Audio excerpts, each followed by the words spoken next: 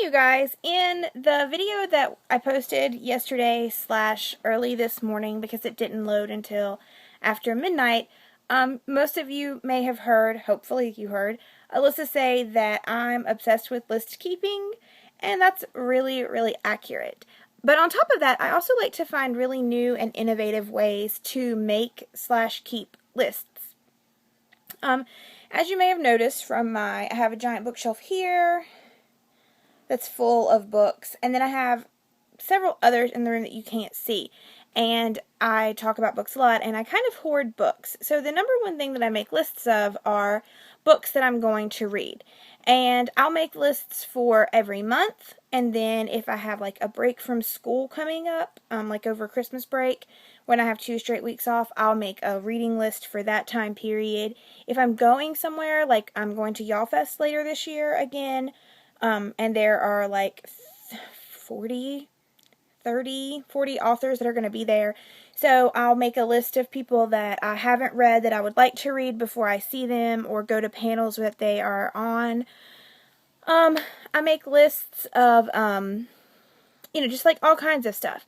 So recently, as I've been trolling the internet, I've seen a lot of people referencing the list of 100 books they'd like to read.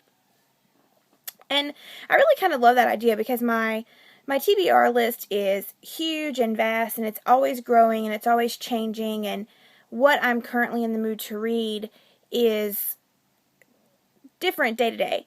But one thing I really struggle with is when I come back and I look at my shelves and I see that I have tons and tons of books that I haven't read that I want to read, or when I go to my Nook and I open it and I see that I have just hundreds of books that I've purchased, like discounted or gotten free or have been given to me as a gift.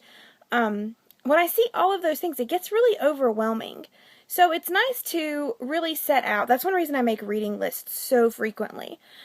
So I thought to myself, like, what are the 100 books that I already own, not books that are coming out or books that I have heard about but I don't have in my possession, but like, what are 100 books that I own that I've been saying, oh, I'm going to read this book by this author for just ever. So I made that list, and a list of 100 books is kind of long. I made it on this tiny, tiny notebook, but it's like 4.5 pages long. It's really a lot of books. So then I was like, where am I going to keep this, and what if I lose it, and how am I going to know? So I went back to Tumblr and to the internet and was like, what is a really cool way to keep this? And I saw this really awesome post about TBR jars, and TBR is to be read. And basically the idea is that you just write down the names of books that you want to read and you put them in a jar. So I have this really great old mason jar. I just about almost dropped it, and that would have been awful. My dad just bought it for me, and it's vintage-y. I don't know what year it was made because it wasn't marked, but it has this awesome old, like, metal lid that goes on it, and it's very, very pretty. I think it's, my grandmother said they used to make coffee and put in these a lot when she was younger, so, I have this gorgeous jar, and I was like, I've just had it on my bookshelf. I had, flowers in it when my friend Forrest came to visit, but I haven't done much with it.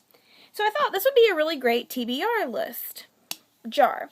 So I've slowly, after I've made my list, I've just been writing down titles of books, like Going Bovine, which is the only Libba Bray book that I have not read, even though I've had it since it was published in 2009, 2010. It's been a long time. So basically, you just write it and you fold it up and you stick it in your TBR jar. And so far, I only have about 10 of these done, and I'm not happy with my paper choice because it's kind of big. So I'm going to look at Staples tomorrow. I'm going shopping for school supplies. I'm going to look at Staples and see if they have something smaller. But the idea is that you put all of the books you want to read in this jar, and then instead of going to your bookshelves and agonizing over what to read, you just, well, I can't stick my hand in this because it's too big.